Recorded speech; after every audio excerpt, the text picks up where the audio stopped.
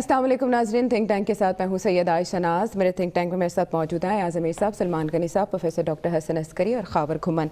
नाज़रीन, अभी आप मुल्की सियासत में हलचल देख रहे हैं। अपोजिशन की जानिब से मेल मुलाकातों का सिलसिला जारी है। अगरचे इस बात पर इतफाक़ नहीं हो सका कि सरबराही कौन करेगा, क़यादत कौन करेगा अगर किसी एहतजाज का या तहरीक का ऐलान किया जाता है।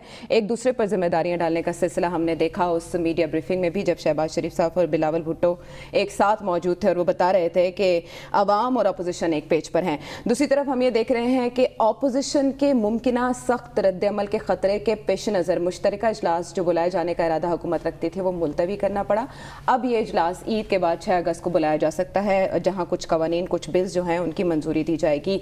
बहरहाल इस वक्त मुल्की सियासत में हमने जो उबाल देखा, इसके मुमकिना असरात ईद के बाद क्या हो सकते हैं? या सब ये जो उबाल है ये हुकूमत के लिए किसी वबाल का सबब बन सकता है? मुझे आपके इस तज्जिए से इत्तफाक नहीं है। कोई उबाल नहीं है, कोई हलचल नहीं है, कम अज़ कम अपोजिशन की पैदा करता हलचल नहीं है। वो हलचल है, वो भी अचीवमेंट और कारनामा पीटीआई हुकूमत का है। सबसे बड़ी हलचल हुई है ये जो आप कह रहे हैं, सबसे बड़ी जो खबर है पिछले हफ्ते की कि हम चीनी और गंदम हम इंपोर्ट करेंगे जी। ये हलचल, ये खालिस्तन कारनामा हुकूमत का है। इसमें कोई अपोजिशन का किरदार नहीं है जी। ये जो कल था कि 2 मुआवनीन खसूसी जी मुस्ताफ़ी हो गए हैं या मुस्ताफ़ी कराए गए हैं, इसमें अपोजिशन का कोई हाथ नहीं है, कुछ नहीं है, उनको नहीं है। सारे का सारा जो है ये कारनामा फिर इस हुकूमत का है। जो अगर यहाँ पे हम देखते हैं अपोजिशन वाले जो हैं वो प्रो फॉर्मा नॉइजेस, मतलब है कि वो जो एक ज़ाब्ते के मुताबिक वो एक थोड़ी सी आवाज़ें निकाल रहे हैं, पर वो जो एक जान होती है एहतजाज की और आप निकल बाहर आ जाते हैं। जैसे देख लें ये जो ईद पे जो लॉकडाउन हुआ था, बहुत सारे लोग एग्री करेंगे कि लॉकडाउन होना चाहिए, पर जिस अंदाज से किया गया, हमारे जैसे बड़े शहरों का मैं नहीं कह सकता, पर चकवाल जैसे छोटे शहरों में दुकानदारों ने अपनी ईद की मुमकिना ख़रीदारी के पेश नज़र उन्होंने अपनी दुकानों में किसी ने 5 लाख, 10 लाख, 12 लाख का सामान जो है जूते कपड़े लेके कर दिया है और वो यही समझ रहे थे कि ईद तक वो रहेगा। और उसमें और कईयों ने पैसे दे के दिया, कईयों ने उधार लेके, कोई पेशावर की मार्केट से, कोई लाहौर की मार्केट से, कोई शालम से लेकर गए वहाँ पे। अब इसमें भी कारनामा जो है हुकूमत का है। तो ये जो हम ठीक है अपोजिशन कहते हैं, ये बड़े शहर कोई प्रेस कॉन्फ्रेंस हो जाए तो हम कहते हैं उबाल आ गया है, उससे कोई उबाल नहीं आता। बिलावल भुट्टो या मोहतरम जो बड़े लीडर हैं कौम के, शहबाज शरीफ साहब हैं, वो जो हैं ऑपोजिशन लीडर हैं, वो जो हैं आपके दोस्त, जिसके मदाहीन हर जगह बैठे होते हैं वो जो हैं वो कुछ बयान दे दें या ये कौम को वो ख़तरा कह दें कि मेरी वो कोरोना वायरस ठीक हुआ तो मैं ये कर दूँगा, उससे कुछ भी नहीं होता, कुछ नहीं है। अखबारात पढ़ना कौम ने छोड़ दिया है। अगर कोई ये शोज वगैरह को देख लेता है तो इसे आप गनीमत समझिए। और जहाँ पे थोड़ी सी कशिश हो वहाँ पे जाहिर है कि माइल वो थोड़ा सा वो निगाहें ज़्यादा माइल हो जाती हैं, पर और जो है, पर यहाँ पे उबाल जो आप कह रहे हैं अपोजिशन का उबाल कोई। वैसे रियली अप्रिशिएट दैट मेरे प्रोग्राम में जो मेरे एनालिस्ट मौजूद हैं वो अक्सर अवामी नब्ज़ पे हाथ रखते हैं। अब जैसे ताजरों की खरीदारी और उसके बाद लॉकडाउन का मामला, इस नौइयत के मसाइल, अवामी मसाइल पे थिंक टैंक में अक्सर बात की जाती है। और सलमान साहब, मेरा सवाल आपके सामने यही है, जिन मसाइल का तस्करा याद साहब ने किया, जो भी हो रहा है वो मिन जाने बल्ला हो रहा है या उसके बाद मिन जाने हुकूमत, अपोजिशन इसमें खामखा का शोर मचा के क्या साबित कर रही है? देखें, एक बात तो अच्छी हुई कि याद साहब ने आटे और चीनी का जिक्र किया, चूँकि मैं इस हवाले से खासा बदनाम हो चुका हूँ। और मैं इसलिए ये बात हमेशा करता हूँ कि हम जब कहते हैं कि पाकिस्तान एक ज़री मुल्क है, यहाँ पर गंदम, आटे और चीनी का बहरान पैदा नहीं होना चाहिए। इस दफ़ा ये हुआ है कि गंदम आई है, पाकिस्तान की हिस्ट्री में कभी ऐसे नहीं हुआ। देखें, सितंबर अक्टूबर में एक बहरान आता है, इधर फसल आई है, आपने काश्तकार बेचारे को 1300 रुपये उससे ले ली और आज 2400 रुपये में मार्केट के अंदर गंदम है। उसका तो मुआशी कत्ल इस तरह है कि हर दौर के अंदर काश्तकार के साथ ज्यादती हुई है।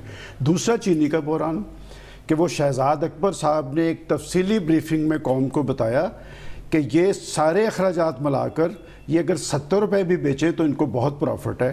آج وہ 100 کو چھو رہی ہے اور میں آج فورسی کر رہا ہوں کہ اگلے 2 ماہ کے اندر چینی کا بحران عروج پہ ہوگا, اس لیے انہوں نے درآمد کرنے کی بات کی ہے. دوسری بات ہے عائشہ, جو ابال دیکھیں, میں اپوزیشن کی اے پی سی یا کسی تحریک کے بارے میں تب بات کروں گا کہ جب وہ جو اپنا ایجنڈا فریم کریں گے. بات یہ کہ میں نے پہلے بھی کہا تھا کہ شاید وہ 18 امینڈمنٹ اب وہ میرا خیال خاصا بخار تو اتر چکا ہے, لیکن جب تک وہ اپنی اس سیاست کو, اپنے احتجاج کو عام آدمی کی حالت زار, ان کے مسائل اور مشکلات کے ساتھ مشروط نہیں کریں گے اور لوگ انہیں قبول نہیں کریں گے. دیکھیں اے پی سی اس حوالے سے اہم ہے, اور یہ بات میں یاد صاحب سے بالکل کہتا ہوں کہ یہ سب کچھ اس کی کامیابی ناکامی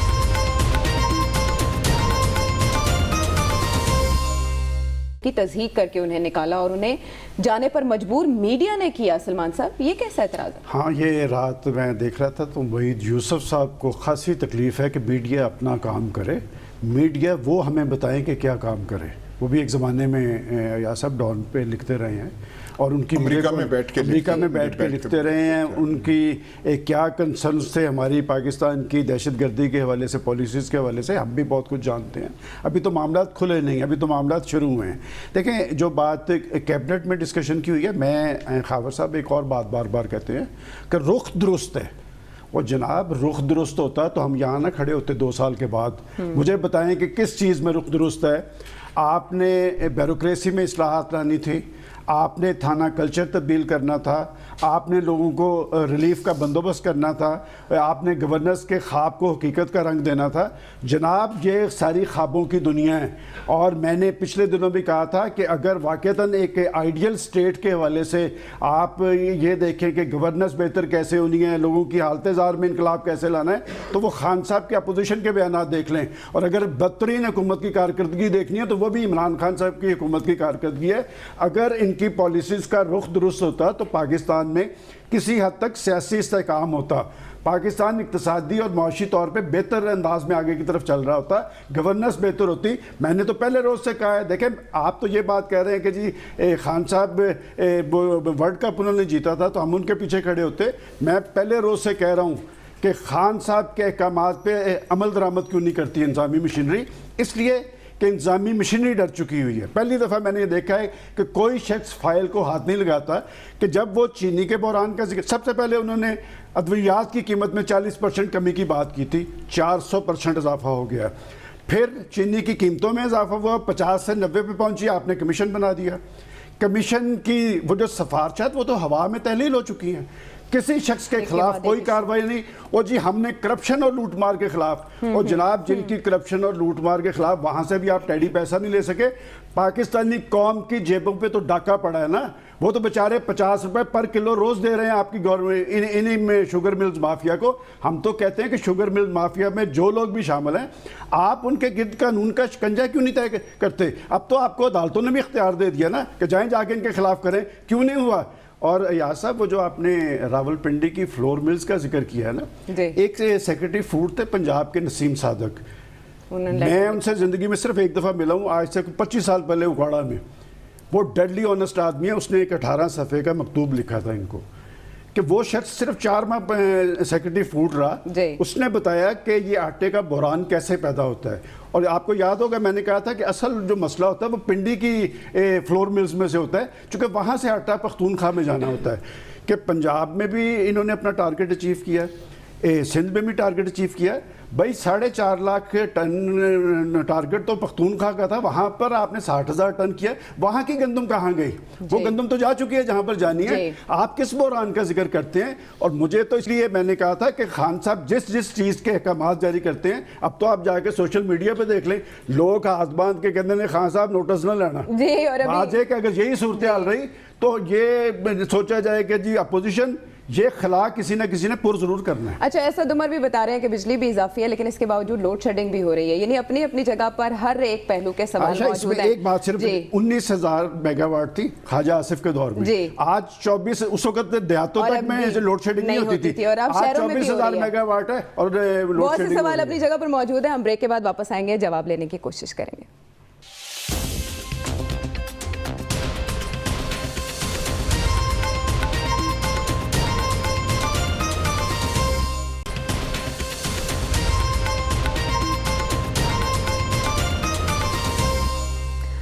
welcome back to the show. Khawar का ये कहना था कि हुकूमत जो भी कर रही है उसका जवाब देना पड़ेगा, लेकिन जवाब की टाइमिंग कब होगी और प्लेटफॉर्म क्या होगा, ये सवाल अपनी जगह पर बरकरार है। अभी हम ये देख रहे हैं कि सिंध हुकूमत और वफाक के दरमियान भी एक जंग सी छिड़ी है। बयानात के ज़रिए एक दूसरे पर ताबड़तोड़ हमले किए जा रहे हैं और ऐसे में वज़ीर-ए-आज़म पाकिस्तान इमरान खान NDMA को ये हुक्म देते हैं कि वो कराची जाकर वहाँ के मामलात, कचरे के, बारिशों के निकासी आपके संभालें।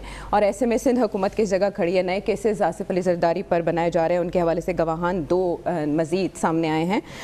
वैसे प्रोफेसर साहब, सलमान साहब का ये कहना है कि इस हुकूमत की बदतरीन कारकर्दगी है।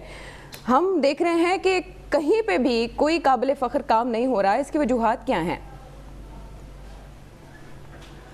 देखिए, जहाँ तक तो सिंध का और फेडरल हुकूमत का झगड़ा है, उसमें तो बुनियादी तौर पर आपको पीपल पार्टी और PTI के दरमियान झगड़े के हवाले से देखना चाहिए, क्योंकि उसमें ये सारे फैक्टर्स आते हैं। फिर जो केसेस नैब डील कर रहा है, जरदारी साहब और उनकी बहन के साथ मामला चल रहे हैं, तो उसकी वजह से वो नाराज़गी है और वो नाराज़गी हमें दोनों हुकूमतों के ताल्लुकात में जो है वो नज़र आती है और वो रहेगी जब तक ये मामले चलते रहेंगे।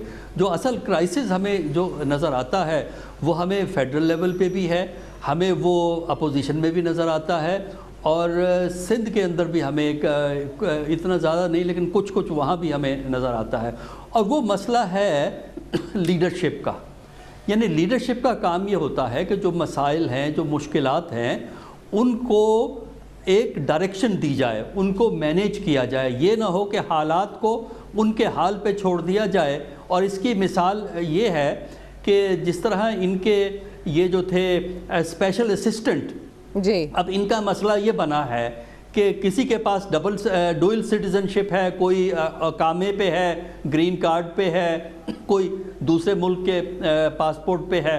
अब इस पे या तो हुकूमत यानी वज़ीर-ए-आज़म एक स्टैंड लेते कि कानूनी तौर पे, आइनी तौर पर ज़ाहिर है इन असिस्टेंट्स पे पाबंदी नहीं है कि अगर इनके पास कोई दूसरा अकामा जो मौजूद है, तो या तो ये स्टैंड लेते कि हम इनको डिफेंड करते।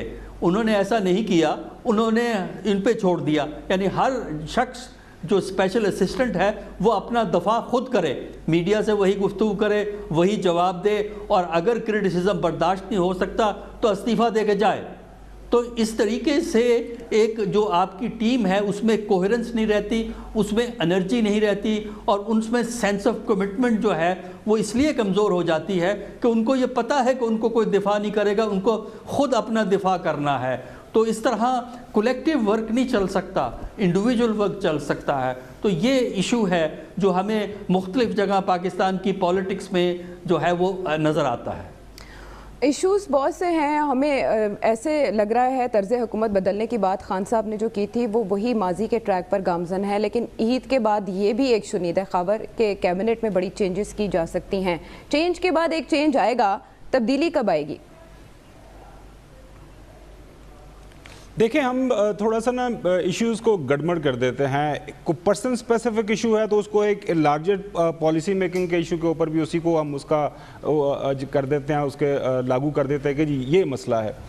इस कोई दो राय नहीं है इसमें कि पंजाब के अंदर जो बड़े सीरियस इंतज़ामी अमूर के मसाइल हैं उसके हवाले से बात भी हो रही है, उनके अपने वज़रा भी बात कर रहे हैं। बिल्कुल मौजूदा हालात में हार्वेस्टिंग के बाद गंदम का गायब हो जाना मौजूदा हुकूमत के ऊपर मेरे ख्याल में इससे बड़ी इंडाइटमेंट हो नहीं सकती। इसी तरह चीनी का जो मसला है, शुगर क्राइसिस है, अभी इन्होंने लेटर लिखती हैं सारे इदारों को जो भी कार्रवाई फर्दर उन्होंने करनी है, उसके पीछे जो शुगर क्राइसिस के पीछे जो भी किरदार हैं उनको पकड़ने के लिए, वो भी एक अच्छा इकदाम है। लेकिन यस, ये नहीं होना चाहिए था और हुकूमत को इस हवाले से तनकीद का सामना है और जायज़ तनकीद का सामना है। मसला आयशा ये है कि जो एक परसेप्शन बिल्ड हम कर देते हैं ना, जिस तरह एक की जा रही है मुख्तलिफ अतराफ से कि as if prime minister Imran Khan की जो हुकूमत है पिछले 2 साल से जो आई है, इसका जो माजी की हुकूमतें हैं उनसे बिल्कुल एक बदतर हुकूमत है।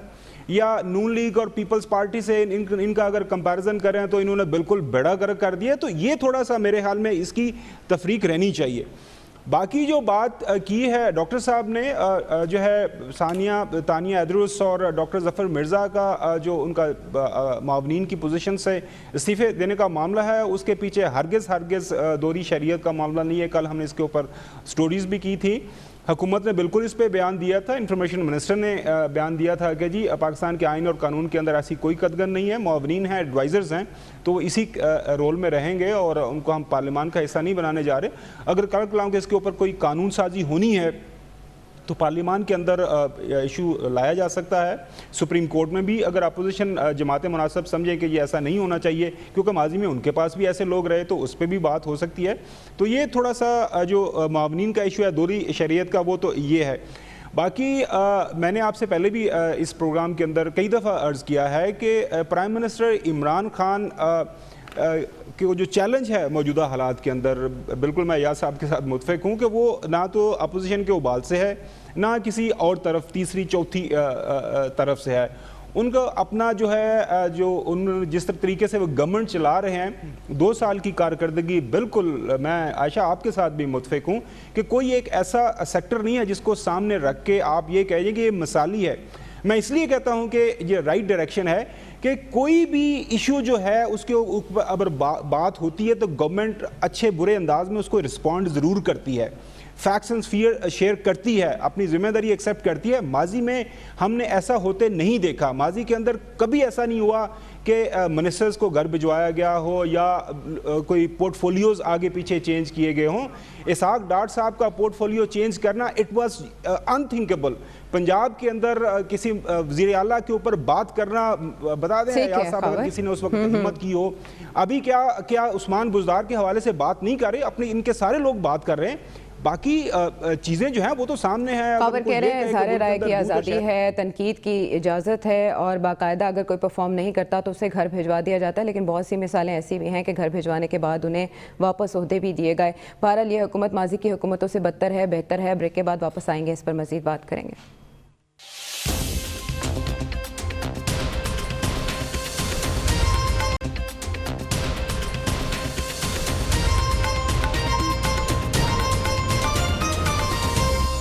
ویلکم بیک ٹو دا شو. ویسے ایسا خاور کا یہ کہنا کسی حد تک آپ کو ٹھیک نہیں لگتا کہ کم از کم سینس آف اکاؤنٹیبلٹی تو ہے کہ اگر کوئی مسئلہ ہوتا ہے تو تھوڑے عرصے کے بعد ہم دیکھتے ہیں کہ وہاں برق گرتی ہے، کوئی تبدیلی آتی ہے. اب عید ہے آگے، آپ دیکھیں عید کے حوالے سے SOPs پہلے بنائے گئے، پھر آپ ڈاکٹر ظفر مرزا چاہے چلے گئے لیکن انہوں نے کورونا کے حوالے سے اقدامات تو کیے. نہیں، اقدامات ہوئے ہیں، اچھا ہے ہمارا، وہ ایسی بات نہیں. پر یہ جو بات ہے کہ جو ماضی حکومتیں فلانی، ہم کمپیریٹیو انالیسس سے کیا کریں. آج مثال کے طور پہ فرض کر لیجیے کوئی نئی حکومت آتی ہے کل، تو ہم پھر کمپیریٹیو انالیسس ہم شروع کر دیں گے. بات یہ ہے کہ موجود جو ہے جو لمحہ موجود ہے یہ جو ہے اس میں کیا آپ کر رہے ہیں. ساری گورنمنٹس جو ہیں وہ کہتی ہیں ہم نے ورثے میں ہمیں یہ ملا، ورثے میں ہمیں یہ ملا، فلانا ملا. تو یہ اس میں دیکھنا چاہیے. اب یہ جو ہے کراچی کا کچرا جو ہے، کراچی کے کچرا کا ہمیں فوج مدد کرے NDA میں، وہ مطلب کون سی؟ آپ اس کا مطلب ہے کہ آپ سب کچھ پہلے ہمارے شہروں سے نہیں. جب یہ انقلابی حکومت نون لیگ کی تھی تو پنڈی کا ٹھیکہ ایک ٹرکش کمپنی کو دیا ہوا تھا، لاہور کا ٹھیکہ ایک ٹرکش کمپنی کو دیا ہوا تھا، اور زرداریوں نے وہاں کا جو کراچی کا ایک چائنیز کمپنی کو دے دیا تھا. ہماری میونسپل سروسز اتنی اچھی ہوا کرتی تھی. تو یہ کون سی مطلب نالائکی کی انتہا ہے. کچھ تو ہم کر لینا. ایک ہم نے وہ ایٹم بم بنایا، اس پہ وہ میرے خیال وہ ساری وہ ریاستی سوچ جو ہے ایک یکجا ہو گئی اور ہم نے بنا لیا. اس کے بعد کون سی چیز ہے جو ہم کر سکتے ہیں؟ شہروں کو صاف ہم رکھ نہیں سکتے. اور یہ جو عید کی آپ SOPs وہ بات کر رہے ہیں، وہ تو کہنا ہی ممنوع ہے کہ جو ہم اس قربانی جو سنت کو پوری کر کے جو ہم پھر حشر کرتے ہیں اپنے شہروں کا اور گلیوں کا، اور وہ جو ہے اس پہ زیادہ بات کی نہیں جا سکتی کیونکہ آپ کہیں گے واہ جی آپ فلانے کے خلاف بات کر رہے ہیں، فلانے کے خلاف بات کر رہے ہیں. ٹھیک ہے. لیکن وہ خبر کی بات آپ کیا کہتے ہیں؟ ماضی سے بدتر ہے، بہتر ہے، یا کوئی تبصرہ بھی نہیں کیا جا سکتا؟ میں اس پہ بات کر چکا ہوں. میں کراچی کی بات کروں گا. ہم کہتے ہیں جی کراچی منی پاکستان. 2 بارشوں کے طوفان نے کراچی کو ڈبو کے رکھ دیا ہے. دیکھیں اصل بات یہ ہے کہ یہ کام فیڈرل گورنمنٹ کا نہیں ہے، یہ پروونشل گورنمنٹ کا نہیں ہے، یہ ہوتا ہے مقامی حکومتوں کا کام. آپ پاکستان کی پولیٹیکل پارٹیز کا المیہ تو دیکھیں، جمہوریت مانگتے ہیں اپنے لیے، اپنے خاندانوں کے لیے، اپنے سیاسی اور ذاتی مفادات کے لیے۔ اصل جمہوریت تو ہوتی مقامی حکومتیں ہیں دنیا کے اندر، جہاں پر جمہوریتیں مضبوط ہیں اسی سسٹم کی بنیاد پہ ہیں۔ کراچی آئیڈیل شہر تھا، آج سے 25-30 سال پہلے وہاں پر ذمہ داری کا احساس تھا، وہاں پر الیکٹڈ گورنمنٹس تھیں، شہری حکومتیں تھیں۔ آپ نعمت اللہ کی گورنمنٹ اٹھا کے دیکھیں، عبدالستار غفانی کی، ایک محنت کش تھا، مزدور تھا، کراچی صاف ستھرا نظر آتا تھا۔ پھر مصطفیٰ کمال، فاروق ستار، بھائی یہ کام تو ان کے تھے۔ اس کے بعد جس بری طرح 25-30 سال اس کراچی سے انتقام لیا گیا، یہ سارے پودے کس کے لگائے ہوئے تھے؟ اور کیا وہاں پر کراچی والوں کو میسج دیا ہے اب وہاں پر آپ این ڈی ایم اے کو بھیج دیں گے، کچھ صفائی ہو جائے گی، پھر ایک بارش آئے گی، پھر کراچی ڈوب جائے گا؟ یہ جو نالوں کے اوپر کالونیز بنائی گئی ہے کس کے دور کے اندر بنی ہے؟ میں سمجھتا ہوں کہ جب تک پاکستان کے اندر آپ بنیادی جمہوریت کا سسٹم نہیں لائیں گے، نہ جمہوریت کامیاب ہوگی، نہ جمہوریت مضبوط ہوگی، نہ ڈیلیور کرتی نظر آئے گی۔ اب آ جائیں یہ بات کہ جی لاتے کیوں نہیں؟ دیکھیں، ہر ان کی پارٹیز کے منشور اٹھا کے دیکھیں، مؤثر، بااختیار، باوقار بلدیاتی سسٹم لائیں گے۔ خان صاحب تو سب سے بڑے دعوے دار تھے۔ 2 سال ہو گئے، اس سے پہلا الیکشن بھی پاکستان کی عدالت عظمیٰ کے کہنے پہ ہوا تھا، اور پھر 2 سال تک آپ نے بلدیاتی لیڈرشپ کے الیکشن نہیں کروائے۔ انہوں نے سوتن بنا رکھا ہے ان بلدیاتی اداروں کو، اور اراکین اسمبلی نہیں جی مانتے۔ وہ انہیں آپ ووٹ تو دیتے ہیں کہ قانون سازی جا کے کریں، قانون سازی جب ہو رہی ہے کسی نے قانون ہی نہیں پڑھا ہوا۔ میں نے آج صبح 2 لوگوں سے بات کی، میں نے کہا یار یہ تھوڑا سا مجھے آپ بتا دیں، سوائے شاہد خاقان عباسی کے ان کی پارٹی کے لوگوں نے نہیں پڑھا ہوا۔ اب بات یہ کہ جب تک آپ وہ سسٹم نہیں لے کے آئیں گے، یہ سارے معاملات اسی طرح چلیں گے، اور ان پولیٹیکل پارٹیز کا رول اچھا نہیں۔ دیکھیں جنرل مشرف کے ہم سب سے بڑے ناقد ہیں، سسٹم تو وہ لے کے آیا تھا، وہ سسٹم میں بہرحال وہ جواب دہ بھی تھے اور بیوروکریسی جواب دہ تھی۔ پھر بیوروکریسی نے کیا خوبصورت انتقام لیا۔ آج اربوں روپے کا فنڈ پنجاب میں آپ کے الیکٹڈ لوگوں کے پاس نہیں ہے، بیوروکریٹس کے پاس ہے، یہ ادارے وہ چلا رہے ہیں، اور وہ جو انتظامی اصلاحات ہیں وہ بھی ہوا میں اڑ گئی ہیں۔ جب تک آپ بنیادی جمہوریت کے ان اداروں کے الیکشن نہیں کروائیں گے، انہیں فعال نہیں کریں گے، آپ کی ڈیموکریسی مضبوط نہیں ہوگی، آپ پہ تلوار لٹکتی رہے گی، آپ پہ خوف رہے گا۔ بہرحال اس حوالے سے پنجاب کی سطح پر تو تیاریاں ہو رہی ہیں سلمان صاحب، اور بات آپ نہیں مانتے کہ نہیں ہوگا میں، لیکن بھرپور طریقے سے ہدایات دی جا رہی ہیں۔ ابھی جو اس وقت کے حالات ہیں، وہ جو چیلنج سب سے بڑا درپیش ہے پروفیسر صاحب، وہ کورونا کا ہے۔ عید کے بعد دوسری بڑی لہر کا پاکستان میں خدشہ ظاہر کیا جا رہا ہے۔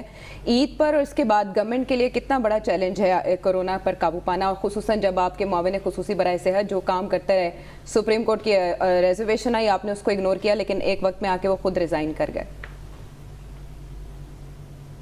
دیکھیے یہ تو چیلنج ہے نا، ایک تو عید آ رہی ہے 2 دن، ایک دن کے اندر، اور اس کے بعد پھر محرم ہے۔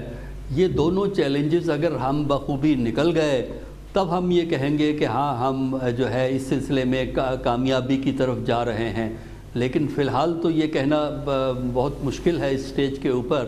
البتہ یہ ضروری ہے کہ بار بار لوگوں کو ریمائنڈ کروایا جائے کہ جو اس کے لیے محتاط رہنے کے طریقے ہیں ان کو اپنایا جائے۔ دیکھیے آپ نے حج کا منظر دیکھا اور طواف کا منظر دیکھا، اس میں بڑے محتاط انداز میں یہ کام کیا گیا، اور وہ ایس او پی جو تھے اس کے لیے ضروری ہے رکھے گئے۔ اور میں یہ ہر وقت جب یہ دیکھ رہا تھا تو میں یہ سوچ رہا تھا کہ یہ فیصلہ اس دفعہ پاکستان سے یہاں سے کوئی لوگ نہیں گئے، کیونکہ سعودی عرب کا فیصلہ تھا۔ اگر کہیں حکومت پاکستان نے یہ فیصلہ کر لیا ہوتا کہ جناب پاکستان سے کوئی حج کے لیے نہیں جائے گا، تو آپ یہ دیکھ لیں پاکستان کے اندر جتنے بھی مذہبی جماعتیں ہیں، مذہبی حلقے ہیں، ہماری مخالف سیاسی جماعتیں ہیں، سب کے سب سڑکوں پہ آئے ہوئے ہوتے۔ تو اصل چیز یہ ہے کہ پاکستان میں 2 چیزوں کی ضرورت ہے۔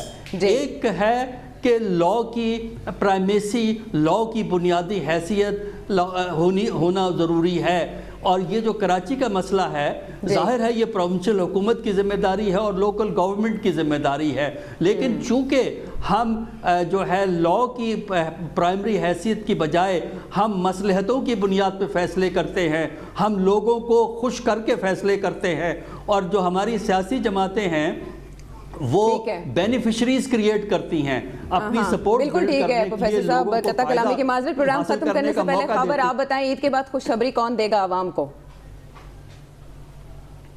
किस हवाले से आप खुशखबरी चाह रही है? एक तो खुशखबरी यही है कि जो हम उम्मीद करते हैं कि कोरोना वायरस के ऊपर कंट्रोल रहेगा। मेरे ख्याल में अगर वो ये कंट्रोल रहता है, मैंने आपको याद होगा माजी में भी कहा था पिछले प्रोग्राम्स के भी अंदर कि कोरोना से अगर कामयाबी से हम निकल गए तो वो कहते हैं ना फिर सत्य ही कह रहे हैं। कंपैरेटिव एनालिसिस इसलिए हमें करना पड़ता है कि कराची के अंदर इस मुल्क की जो सबसे बड़ी जमहूरियत की बात करने वाली पार्टी है ना, उसका नाम है पाकिस्तान पीपल्स पार्टी। पिछले 12 साल से वहाँ पे हुकूमत में है। तो अब अगर हम बात नहीं करेंगे जी वहाँ पे जो दूसरी पॉलिटिकल पार्टीज हैं वो क्या कर रही हैं, तो फिर मेरे ख्याल में गलत होगा। बिल्कुल अच्छी बात की सलमान गनी साहब ने, जलम शरफ का बहुत अच्छा निज़ाम था, तो इनके दोस्त ने मोहतरम शहबाज शरीफ साहब ने उस सिस्टम को तबाह बर्बाद किया। तो अगर इमरान खान लोकल गवर्नमेंट्स नहीं दे के जाएगा तो आई टेल यू, मेरे से लिखवा लें, इमरान खान अगला इलेक्शन नहीं जीतेगा। तो अगर लोकल गवर्नमेंट देगा तो फिर ही अवाम सलमान साहब कह रहे थे कराची में ये हुआ करता था, वो हुआ करता था, हुजूरे वाला कराची में और भी बहुत कुछ हुआ करता था, उसका जिक्र करें तो इल्जाम लग जाएगा कि हमारा ईमान कमजोर करने की साजिश हो रही है। ऐसे वक्तों में तो सुनहरी यादें ही हमारा सारा है। बहरहाल हम ईद जो है वो भाईचारे के जज्बे के साथ मनाएंगे। टीम दुनिया थिंक टैंक की टीम की जानिब से आपको खुसूसन ईद की बहुत सी मुबारकबाद। एहतियात कीजिए, घरों में रहिए, कोरोना को फैलने से रोकिए और अपने साथ दूसरों को भी महफूज रखिए। फीडबैक ज़रूर दीजिएगा। अगले प्रोग्राम तक के लिए अल्लाह निगहबान।